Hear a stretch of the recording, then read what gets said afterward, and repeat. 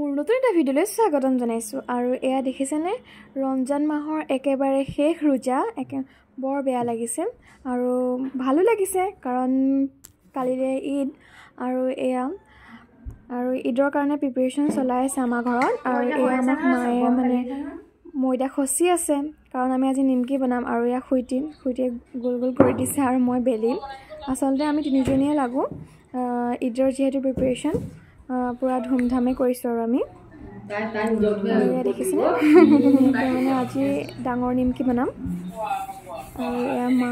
মই খুইটি আচলতে মানে ঈদৰ যি কামি ভাল লাগে আৰু সোনকালে হয়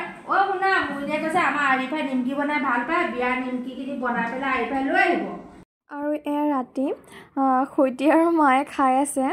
আৰু মই আৰু ভণ্টিয়ে কি কৰিছোঁ চাহৰ লগত নিমকি মানে টেষ্ট কৰি আছে যে কেনেকুৱা হৈছে প্ৰথমে আমি দুজনী খাই লওঁ আৰু তেন্তে নিমকি কালাৰ দেখক দেখিছে ইমান ধুনীয়া হৈছে নিমকি আৰু এয়া ভণ্টিৰ হাতত মই মেহেন্দি লগাই দিছোঁ সঁচাকৈ আৰু ইমান ফূৰ্তিত তাইক মই মেহেন্দি আঁকি দিছিলোঁ আৰু তাই মোক এটা কথা ক'লে যে এইবাৰ শেষ মেহেন্দি তোৰ হাতেৰে লগাই লওঁ ঈদত অহাবাৰতো ঈদত তই আমাৰ ঘৰত নাথাক সঁচাকৈ বৰ দুখ লাগিল ৰাতি এপৰলৈ তোৰ হাতত মেহেন্দি আঁকি দি নিজৰ এখন হাতত মেহেন্দি আঁকি লৈ যেতিয়া মই শুইছোঁ তোৰ এই কথাষাৰে মোক শুবলৈ নিদিলে ভণ্টি